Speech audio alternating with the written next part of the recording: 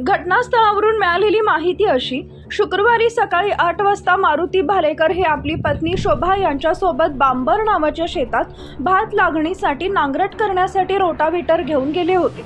शेतातील काही भाग त्यांनी नांगरला। एका वाफ्यातून दुसऱ्या वाफ्यात बांधावर दोघंही रोटाव्हेटर उतरत असताना तोल सांभाळता न आल्यानं मारुती रोटाव्हेटरच्या नांग्यावर पडले।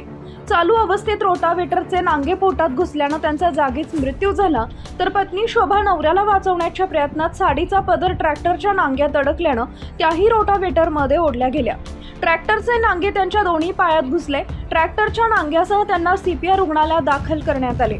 मारुती यांच्या मागे आई, पत्नी, 2 मुली व मुलगा असा परिवार आहे। भालेकर कुटुंब हे शेतीत राबणारे असून कौटुंबिक परिस्थिती बेताची आहे।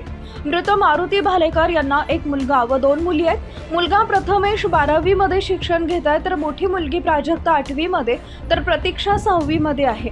या घटनेमुळे भालेकर कुटुंबियांवर मोठा आघात झालाय। विधवा आई, मुलांनी व नातेवाईकांनी केलेला आक्रोश मन हेलावून टाकणारा होता। रात्री 8:30च्या सुमारास मारुती यांच्यावर अंत्यसंस्कार करण्यात आले। सध्या शेतीसाठी लागणाऱ्या अवजारांमध्ये आमूलाग्र बदल झाले आहेत।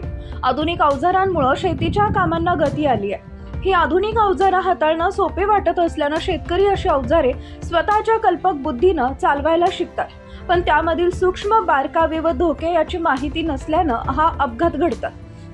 दरवर्षी पॉवर टिलर व रोटाव्हेटर मध्ये सापडून अनेक जण मृत्युमुखी पडतात, तर काही जण कायमचे जायबंदी होतात। यासाठी अवजारे निर्मिती करणाऱ्या कंपनी व कृषी विभागांना अशी अवजारे हाताळण्याचं प्रशिक्षण देणं गरजेचं आहे।